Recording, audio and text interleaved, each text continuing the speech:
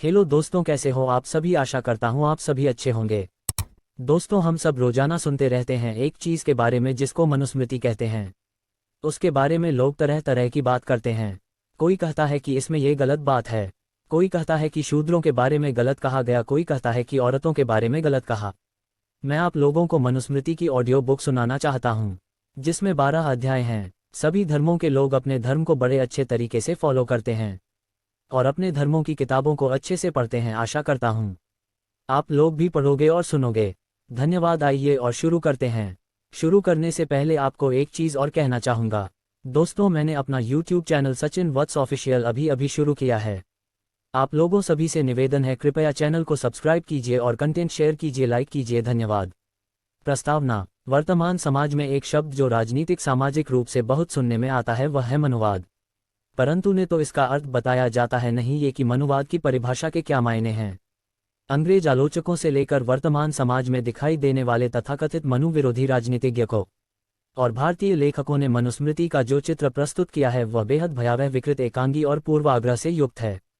परंतु वह वास्तविकता से कोसों दूर है। संसार में व्याप्त किसी भी धर्म पुस्तक के आप दो पक्ष देख सकते हैं, उत्तम तथा अधम।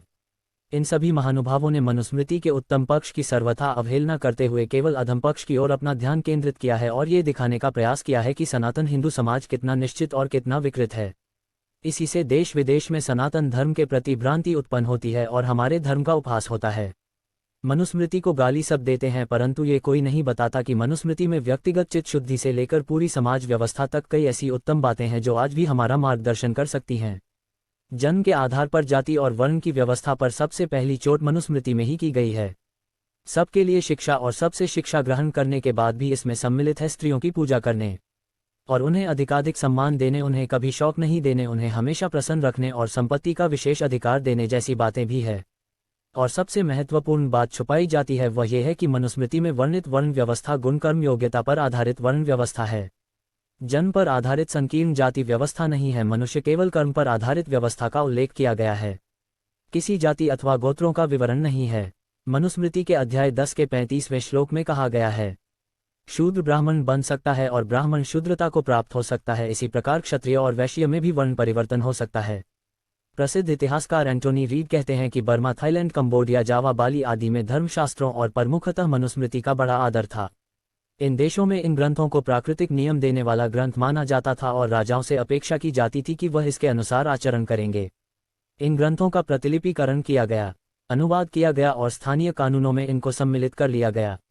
बाइबल इन इंडिया नामक ग्रंथ में लुईस जेकोलियट लिखते हैं, मनुस्मृति ही वह आधारशिला है जिसके ऊपर मिस्र, प्रशिया, ग्रेसियन और रोमन कानूनी संस्थाओं का निर्माण हुआ। आज भी यूरोप में मनु के प्रभाव का अनुभव किया जा सकता है। दूसरा पक्ष ये भी है, ईसाइयों के लिए बाइबल और मुसलमानों के लिए कुरान और हदीस की तरह मनुस्मृति का अक्षरशः पालन करना किसी भी हिंदू के लिए प्रथम आवश्यकता नहीं है।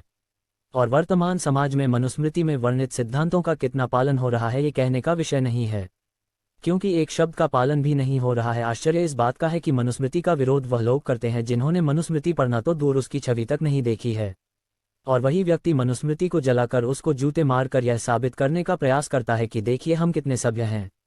इसी पर कवि कबीर दास जी ने कहा है, साधु ऐसा चाहिए जैसा सूप सुभाया, सार सार को गही रहित होता दे उड़ाया। वह इस संसार में ऐसे सज्जनों की जरूरत है जैसे अनाज साफ करने वाला सूप होता है जो सार्थक को बचा लेता है और निरर्थक को उड़ा देता है। मनुस्मृति का विरोध करने वालों को किसने रोका है कि अक्षम अधर्म विचारों को फेंक दीजिए और उत्तम विचारों को अपना लीजिए, उन्हें जीवन में भी उतारिए और एक सुंदर समाज का निर्माण कीजिए। हमारा हमेशा यही प्रयास रहा है कि समाज में व्याप्त भ्रांतियों को दूर कर सनातन धर्म के उत्तम पक्ष का विकास कर धर्म और देश का विकास किया जाए। इस बात से इनकार कहीं नहीं किया जा सकता कि संकीर्ण जाति व्यवस्था से हमारे समाज का ह्रास हुआ है, परंतु केवल एक गलती के कारण संपूर्ण धर्म को कलंकित करना दुर्भाग्यपूर्ण है।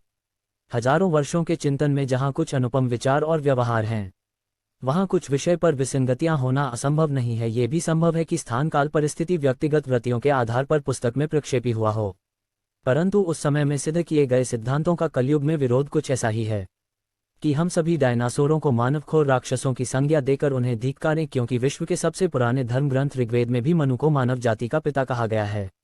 आवश्यकता है कि हम उदारतापूर्वक चिंतन करें और सभ्य समाज के निर्माण के लिए जो उत्तम है उसे ग्रहण करें और अधर्म को पूरी सतर्कता और विनम्रता से त्याग दें। सनातन धर्म की यही विशेषता रही है कि समय के साथ धर्म और समाज की परिभाषा बदल जाती है। इसी विशेषता के कारण हम अनेक विप्लवों के आने के बाद भी स्थिर खड़े हैं और संपूर्ण विश्व में सनातन विचारधारा को न केवल स्वीकार किया जा रहा है परंतु धर्म के अनेक अंगों को मान्यता भी प्राप्त हो रही है। संक्षेप में इस ऑडियो बुक के संकलन का भी यही उद्देश्य है कि बुद्धिमान मनुष्य इस ग्रंथ को सुनकर पढ़कर विचार कर सत्य शोधन कर उत्तम को ग्रहण करें तथा अधर्म को संपूर्ण रूप से त्याग दें। आपने सुना, आपका बहुत बहुत धन्यवाद। पहला एपिसोड बहुत जल्द ही शुरू करूंगा और संपूर्ण मनुस्मृति के सभी अध्यायों को आपके सामने लाऊंगा। चैनल को सब्सक्राइब जरूर करें। नमस्ते, जय हिंद, जय भारत।